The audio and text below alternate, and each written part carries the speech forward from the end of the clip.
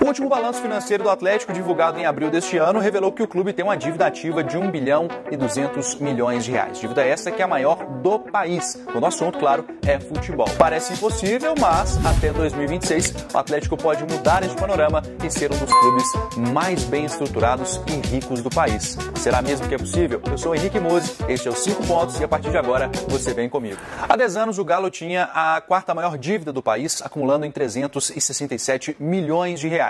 E o Atlético alcançou o patamar de time mais endividado do Brasil de 2020 para cá. Com a recente diretoria, o Galo acabou reduzindo drasticamente o quadro de funcionários, demitindo 205 pessoas e deu fim também, do ano passado para cá, a mordomias como carros particulares, seguranças, cartões corporativos e por aí vai. Apesar de sair da quarta posição para a primeira, posição que nenhum clube brasileiro quer ocupar neste ranking dos mais endividados, o Atlético viu também o seu ativo evoluir ao longo dos anos.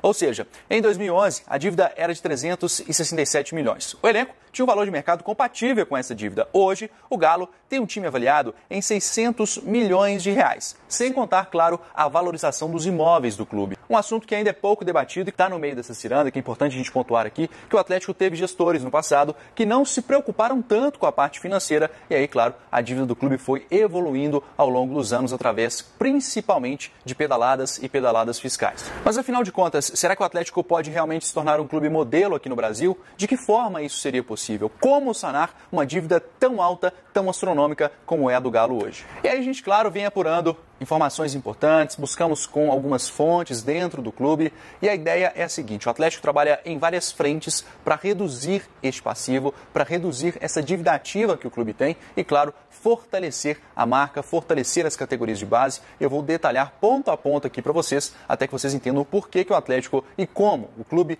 tenta chegar à redução deste passivo que hoje é o maior do Brasil. Segundo o Business Plan do clube, até 2022 o Galo pleiteia 100 mil sócios ativos, 50 milhões de reais com a torcida no estádio em 2022 e até 110 milhões de reais de renda de estádio em 2026. Claro que a gente está trabalhando aqui com um panorama. Isso não necessariamente vai se concretizar de fato, como pode também chegar a valores um pouco mais altos do que estes aqui propostos no dia do Business Plan. Outra novidade seria a redução de custos com alienação de ativos, como por exemplo a sede de Lourdes e uma possível mudança administrativa para a Arena MRV, assim como até mesmo o arrendamento do Labaredo. O Atlético tem vários ativos e estes ativos eles são muito importantes, principalmente para tentar quitar, para tentar sanar essa dívida que é esse ativo mais próximo, aqueles 500 milhões de reais que ficam ali ocupando mês a mês o caixa do clube. Então, uma das ideias seria a alienação de ativos, ou seja, por exemplo, o Atlético poderia deixar a sede de Lourdes e transferir toda a estrutura do clube lá para a Arena MRV. Afinal de contas, não teria não só um gasto a mais por isso,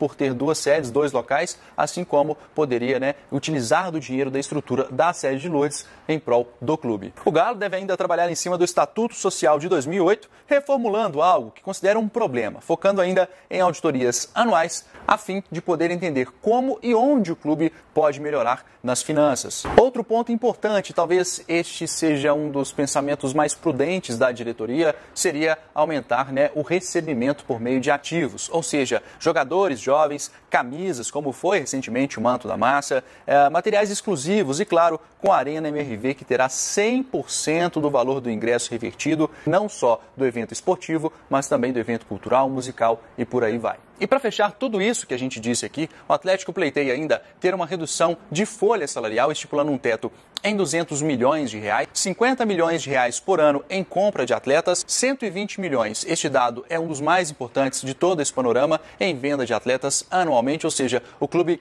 imagina um gasto de 50 e um recebimento de 130. Isso pode ser até maior, a depender do tipo de atleta que o Atlético vender anualmente. É claro que a gente está trabalhando aqui com um panorama, com algo que não é certo ainda que vai acontecer, mas o clube, dentro deste espectro, tem que cumprir estes objetivos, para, claro, poder abaixar a dívida no frigir dos ovos. E, por fim, algo que eu tenho certeza que a torcida vai gostar, vai adorar, o Atlético, até 2026, pleiteia ter 33% do elenco profissional formado por atletas da categoria de base, ou seja, 3 em cada 10 jogadores do elenco profissional obrigatoriamente teriam que ser das categorias de base, e aí passa, claro, por investimento na categoria de base para, obviamente, ter um retorno financeiro logo à frente. O certo é que o Galo, há 2 anos, iniciou uma gestão extremamente profissional, ou seja, buscando austeridade financeira, buscando equilibrar os cofres do clube, que agora conta com um grupo de empresários que todo mundo já conhece. Até 2026, a expectativa, claro, com o auxílio destes empresários e dessa gestão profissional, é de que o Atlético consiga reduzir em até 850 milhões de reais esse passivo que hoje está onerando, claro, os cofres do clube. Caso de fato isso aconteça, é claro que a gente está tratando aqui,